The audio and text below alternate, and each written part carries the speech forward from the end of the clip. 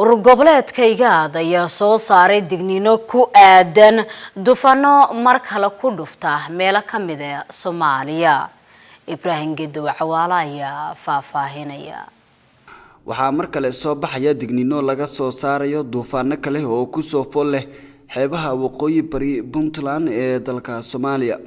war-saxaafadeed ka soo baxay xarunta saadaasha cimilada ee urur goboleedka IGAD ayaa digniin ka bixisay waxa ay ku tilmaamtay xaaladda isa sii taraysa ee duufaano kale oo ka soo kacaya gudaha badweynta Hindiya kuwaas oo khatar ku haya qaar ka mid ah xeebaha Puntland. duufaantan oo lagu magacaabo Meikuku ayaa la sheegayaa in ay ku fool leedahay jihada waqooyi iyo dhulka sare ee dalka Yemen oo lagu wado inay gaarto Sabtida 26 bishan May. qubarada ku xil dheer saadaasha cimilada ee xarunta saadaasha cimilada ee IGAD ayaa shaaciyay arrinkan iyagoo sheegay in ay jirto cabsi xooggan oo ku aadan arrinkan duufaanta la xiriirta.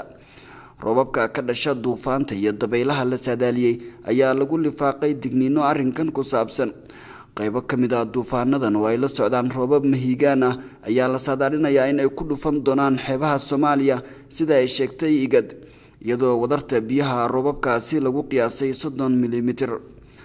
dhawaan ayaa ahayd markii ay duufaanta Sagar oo wadatay roob iyo dabaylo xooggan ay ku dhufteen qaybo ka mid ah Puntland iyo Somaliland halkaas oo ay ka dhasheen khasaaro naf iyo maalba leh.